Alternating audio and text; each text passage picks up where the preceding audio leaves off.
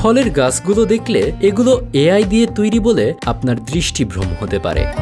তবে ভিয়েতনামের কৃষকরা অত্যন্ত চমৎকারভাবে আধুনিক কৃষি পদ্ধতির সাহায্যে এই রসালো ফল গাছগুলোতে ফল উৎপাদন করে থাকেন। মূলত বড় আকারের জাম্বুরা এবং ছোট মিষ্টি টক স্বাদের কুমকোয়াট ফলের ও গাছের রমরমা ব্যবসা চালু আছে ভিয়েতনামে। প্রতি বছর জানুয়ারি মাসে লুনার নিউ ইয়ার উপলক্ষে এই গাছগুলো কেনার জন্য ক্রেতাদের ধুম পড়ে যায়। ভিয়েতনামের উত্তর পূর্বাঞ্চলীয় হাংইয়েন প্রদেশের কৃষকরা ফলসহ এক একটি গাছ প্রায় $590 দামে বিক্রি করে থাকেন। এই গাছগুলোকে ক্রেতাদের পছন্দ অনুযায়ী কৃষকরা বিভিন্ন শেপে তৈরি করে থাকেন।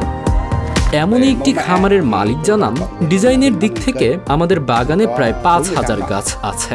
এখানে 48টি ভিন্ন ডিজাইন আছে, যেমন পাম গাছ, নারকেল খুলি, মূর্তি ইত্যাদি।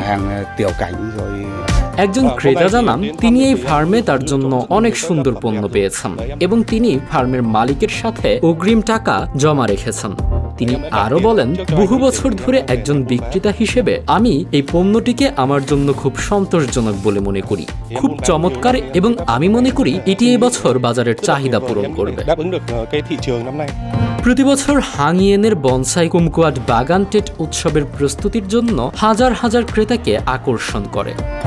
ভিয়েতনামের জাম্বুরা ও কুমকোয়াট ফলের চাষ শুধু অর্থনৈতিক দিক থেকে গুরুত্বপূর্ণ নয়, বরং এটি দেশের সাংস্কৃতিক ঐতিহ্যেরও একটি অংশ।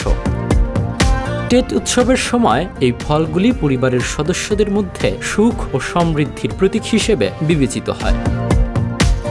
ভিয়েতনামের কৃষকদের দক্ষতা ও পরিশ্রম এই চাষকে একটি শিল্পে পরিণত করেছে, যা দেশের অর্থনীতিকে এগিয়ে নিয়ে যাচ্ছে।